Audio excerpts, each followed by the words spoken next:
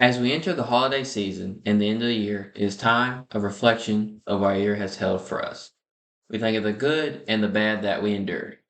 This is also a time to reflect on things that we are certainly important and a multitude of things that we are so thankful for in our lives. One thing I am most thankful for is my freedom. It is so easily taken for granted, and ironically, we benefit from that freedom every single day. Think of the many freedoms we enjoy. Martin Luther King Jr. once said, "Freedom is never voluntarily given by the oppressor, it must be demanded by the oppressed." Our freedom came from the sacrifice and the love of the country of so many men and women. Our veterans are a group of people that are underserved and underappreciated. These soldiers were brave and selfless, and we benefit from that bravery going about our lives every day. These hearted men and women are the face of the freedom we enjoy. We should have a special place in our hearts and minds.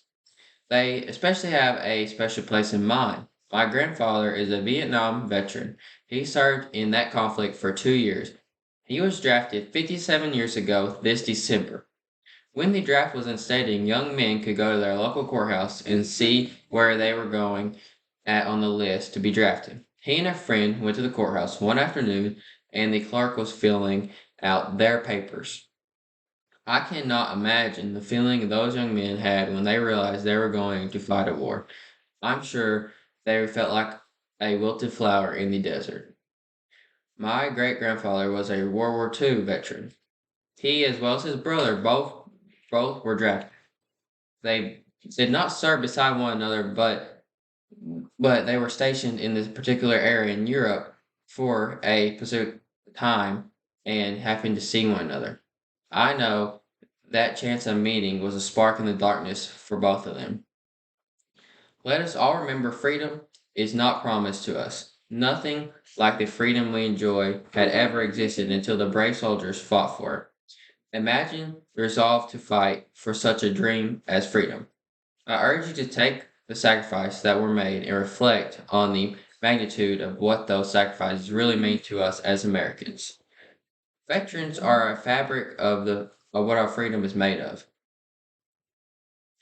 While American soldiers are deployed throughout the world, we can honor them at home and while they're abroad. We are blessed as a nation to have such strong men and women. Let's give the soldiers thanks when you see a veteran, a current servicemen and women. Thank them. I think we underestimate what a simple thanks means to them. Showing our support at home strengthens the resolve of our soldiers at home and abroad.